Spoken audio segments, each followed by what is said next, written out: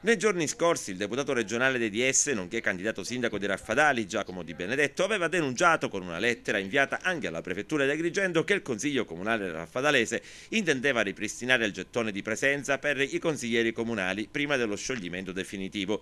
Un'accusa forte che l'attuale sindaco Silvio Cuffaro ha categoricamente smentito e ribattuto per le rime allo stesso Di Benedetto. Avevo deciso di non entrare in questa campagna elettorale e di non fare nessuna polemica tra il dibattito che interessa i vari candidati a sindaco. Invece purtroppo devo intervenire perché devo difendere consiglieri comunali che per 5 anni hanno svolto il loro ruolo senza avere un gettone di presenza. Devo sbugiardare e smentire la faccia tosta dell'onorevole Di Benedetto di Giacomineddu, che ha la sfacciataggine di accusare consiglieri comunali che non percepiscono 38 euro lordi di gettone di presenza per un consiglio comunale, quando lui prende 20.000 euro al mese, e abbiamo letto tutti, ha preso dalla stampa quando ha prodotto questa assemblea regionale negli ultimi 3 mesi.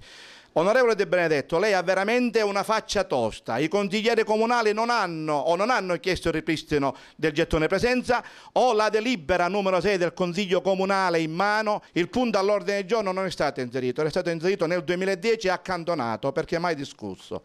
Quindi è inutile che si prende tutta questa preoccupazione di informare la prefettura e tutto, perché a Raffadali siamo nella massima trasparenza. Raffadali è un palazzo di vetro, il palazzo municipale, dove i cittadini vengono e dopo mezz'ora ottengono risposte per attività produttive, per condizioni, per tutto il resto. Quindi io non so lei dove vive o dove ha vissuto in questo tempo, so solo che sicuramente non ha vissuto a Raffadali.